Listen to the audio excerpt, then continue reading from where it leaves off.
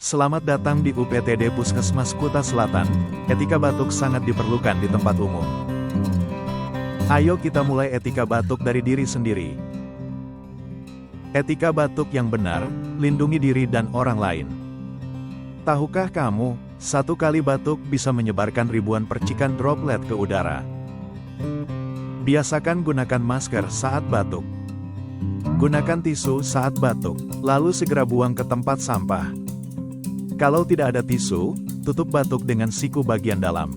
Ini mencegah kuman menempel di tangan. Setelah batuk, jangan lupa cuci tangan pakai sabun dan air mengalir.